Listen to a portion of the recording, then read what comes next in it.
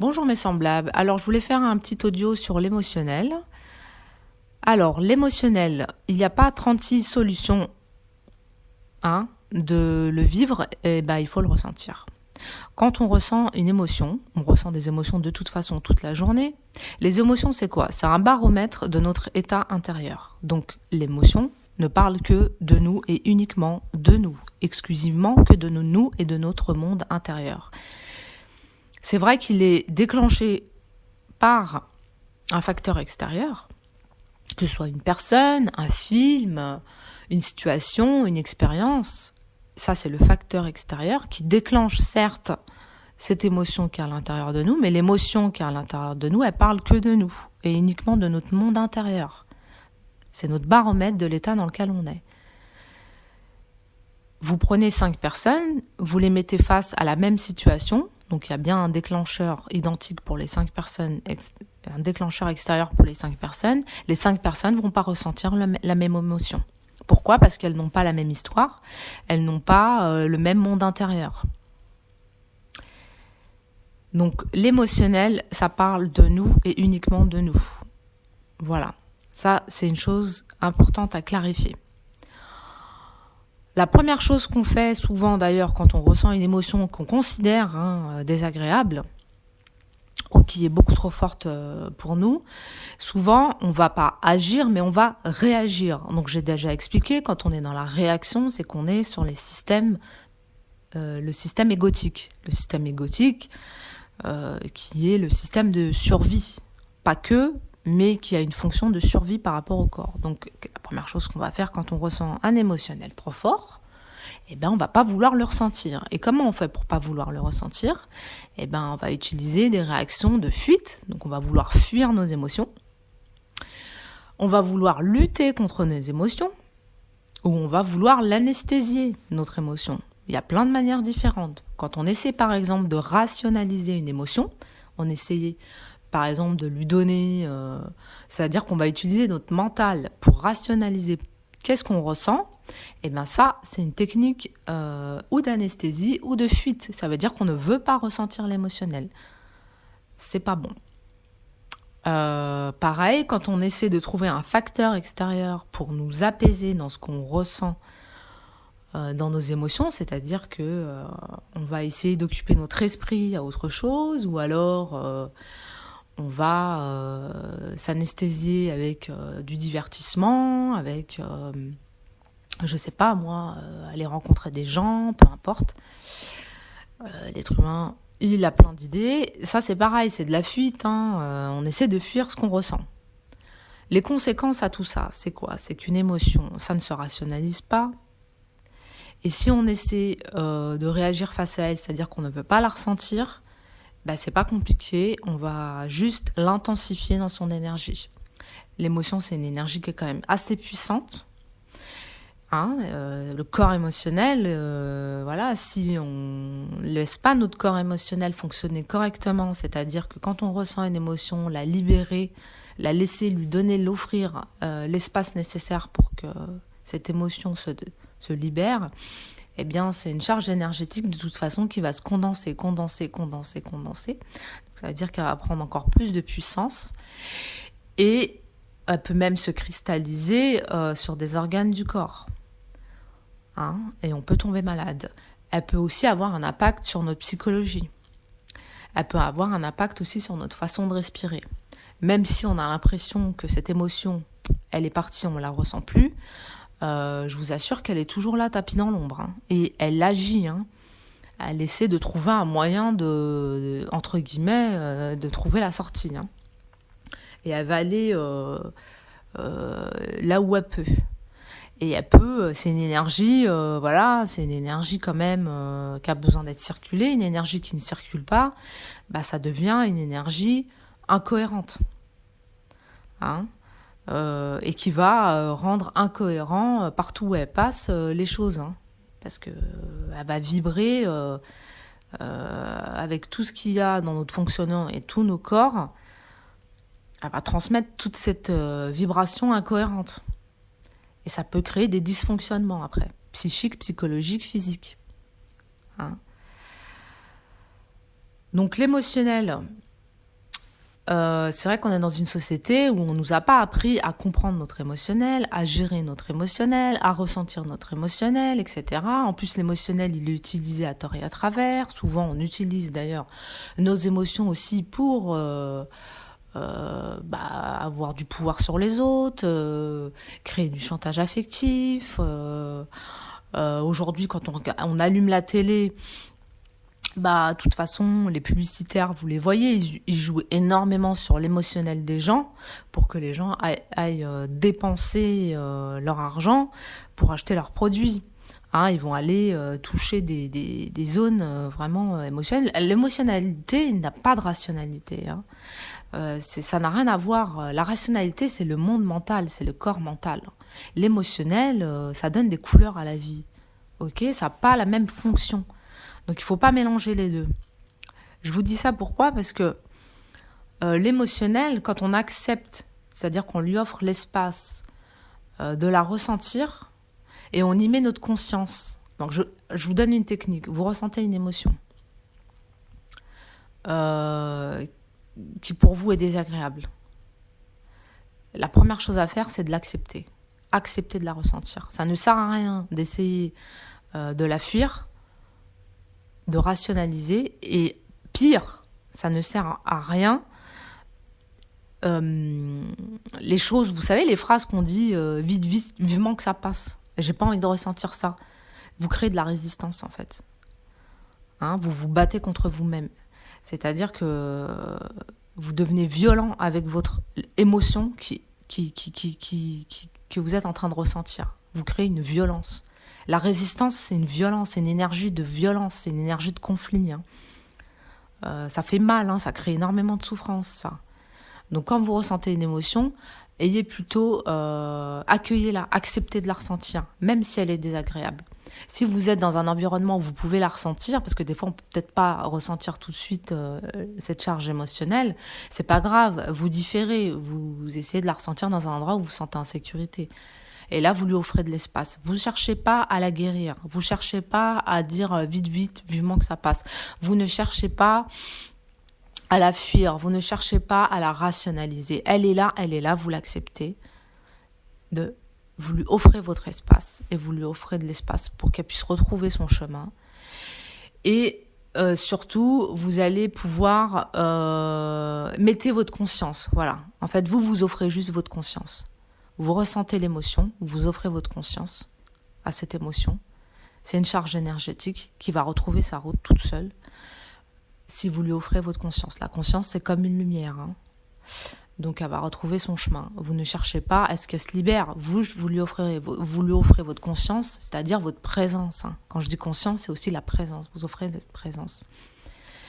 Si vous pouvez la localiser dans le corps, mettez votre conscience, par exemple, vous ressentez une émotion et ça se localise sur la gorge, vous offrez votre conscience. Vous ne cherchez pas à lutter contre elle, vous ne cherchez pas à la brimer, vous ne cherchez pas à comprendre, vous ne cherchez pas à ce qu'elle se guérisse. Juste, vous êtes là avec elle. Avec elle. Hein? Et vous lui offrez cette place. Donc, si vous avez envie de pleurer, vous pleurez. Si vous avez envie de crier, vous criez. Si vous avez envie de peu importe, une émotion, ça doit être vécu. Hein. Évidemment, quand on accepte de ressentir une émotion, elle ne nous domine pas. On ne se fait pas hanter par elle. Pourquoi ? Surtout qu'on a la capacité de la maîtriser. Parce que quand je dis maîtrise, c'est pas contrôler. C'est-à-dire que on ressent une émotion. Si on accepte de la ressentir, on va pas s'identifier à elle. On se dit pas je suis mon émotion. Non. Au contraire, le système égotique va pas intervenir. Vous acceptez, vous êtes plutôt dans une tolérance. Vous acceptez que vous avez une émotion qui parle de vous, de votre baromètre intérieur dans l'état où vous êtes, qui vous donne une certaine couleur, même si cette couleur elle est désagréable, et vous acceptez de la ressentir. Là, il y a vous identifiez pas à elle, vous savez que c'est une émotion éphémère, hein, et qui ne définit pas du tout qui vous êtes ou votre identité. Donc, comme vous n'êtes pas dans une identification, vous n'êtes pas dans une réaction. Et comme vous n'êtes pas dans une réaction, vous n'allez pas utiliser votre ego. Hein. Et au contraire, vous allez vous offrir un cadre pour ressentir cette émotion le plus librement et le plus sainement, entre guillemets, pour vous. Parce que si vous acceptez pas de ressentir cette émotion et que vous vous identifiez à elle, eh bien, on se fait hanter par elle. C'est-à-dire que c'est là où on a tendance à aller, si on ressent de l'émotion de colère, à taper sur quelqu'un ou je ne sais quoi, et les conséquences, c'est vous qui allez les payer, hein. À être complètement hystérique ou peu importe. Je veux dire, l'émotionnel, accepter de ressentir une émotion et accepter que ça parle de nous, on n'a pas besoin d'exploser cette émotion au monde extérieur, aux gens qui nous entourent. Hein. On n'a pas besoin d'aller exploser cette émotion à l'extérieur de nous. C'est plus facile qu'à dire, je suis d'accord. Mais déjà, en prendre conscience, c'est déjà un pas. Voilà, donc le seul moyen pour vivre sainement ces émotions, déjà, c'est de comprendre qu'elles parlent de nous et uniquement de nous. La deuxième chose, c'est d'accepter de la ressentir. On ne fera pas l'économie de ne pas la ressentir, parce que sinon, on va le payer cher derrière. Les conséquences peuvent être même assez lourdes. On accepte de la ressentir. Et là, on a un fonctionnement sain par rapport à nous-mêmes. C'est-à-dire qu'on ressent une émotion, on accepte de la ressentir et elle se libère toute seule. Voilà. Il y a seulement après, c'est seulement après cela qu'on peut, à la limite, avoir l'information, parce que cette émotion, une fois qu'elle s'est libérée, qu'on a retrouvé à peu près un état cohérent, équilibré à l'intérieur de nous-mêmes, là, on peut avoir les idées plus claires, une certaine clarté d'esprit, un certain discernement, et on peut avoir l'information de, pourquoi j'ai ressenti cette émotion. Hein. Mais pas avant. On ne peut pas chercher à savoir pourquoi on ressent cette émotion quand on a cette émotion. C'est seulement après. Et encore, des fois, l'information, on ne l'a pas. Peut-être que ce n'est pas important de savoir pourquoi on ressent cette émotion. On la ressent, point barre. Ça suffit. Le fait qu'elle se libère dans son énergie suffit à elle-même et on passe à autre chose. Hein, on n'a pas besoin de bloquer avec notre mental sur cette émotion. On lui a laissé l'espace nécessaire pour se libérer. On a ressenti ce qu'elle avait à nous faire ressentir. Point, ça s'arrête là. Parce que mentaliser de l'émotionnel, c'est-à-dire essayer de donner une réflexion à un monde émotionnel ou émotionnaliser le mental, vous savez, le corps émotionnel, le corps mental sont utiles tous les deux. Certes, ils communiquent entre eux, mais ils n'ont pas du tout la même fonction, ils n'ont pas la même logique. C'est comme si vous voulez apprendre la science avec de la littérature, ou apprendre de la littérature avec, je sais pas moi, avec des définitions mécaniques. C'est pas le même langage en fait. Hein. L'émotion, c'est l'émotion, ça se ressent. Le mental, c'est l'intellect. Hein, c'est la réflexion, c'est l'analyse, c'est la synthèse, c'est ce qui modélise le monde. C'est vraiment deux fonctions différentes. L'émotion, on ressent. Ça donne des couleurs à la vie. Et des fois, les couleurs, on les aime pas trop. C'est vrai que c'est désagréable. Mais c'est le baromètre dans lequel on est. Hein, ça nous fait vivre cette émotion-là. Et on a juste à la ressentir. Ça, c'est vivre sainement ces émotions. Quand on les vit de cette manière-là, on n'a pas, on risque pas de subir des conséquences. Bon, il s'avère que dans notre société, on nous a pas trop éduqués à comprendre et à ressentir sainement nos émotions, parce que souvent, quand on est petit, les parents eux-mêmes ne savaient pas de toute façon, mais il s'acharne, l'enfant ressent une émotion, lui il se pose pas de questions, il ressent, il passe à autre chose après, et des fois dans l'éducation, ou même à l'école, peu importe, on a empêché l'enfant de ressentir cette émotion-là. Pire, on lui a dit écoute, si tu ressens cette émotion-là, c'est que tu es comme ça, on l'a rabaissé, on l'a enfermé dans quelque chose, on a mis des interdictions, etc. Bref, c'est pas évident. Il y a aussi pas mal de croyances derrière et des blocages qui sont liés aussi à ce monde émotionnel qu'on n'a pas pu ressentir, comprendre et libérer sainement dans notre fonctionnement. C'est pas grave, aujourd'hui on est dans une époque formidable. Quand vous voyez que vous avez un dysfonctionnement émotionnel, ce que j'appelle dysfonctionnement émotionnel, c'est que y a des choses à libérer là-dessus parce que ça vous dépasse trop ou il y a quelque chose qui vous vous rendez compte que votre monde émotionnel il est irrationnel par rapport à ce que vous vivez, qu'il est incohérent par rapport aux facteurs extérieurs, c'est pas cohérent par rapport à vous-même, etc. Faites-vous aider. Je veux dire, allez-y, investissez sur vous. La personne la plus importante, le centre de votre univers, c'est vous. Allez-y. Et puis si vous ne trouvez pas la bonne technique, la bonne thérapie du premier coup, c'est pas grave. Parce que quand on cherche, on trouve.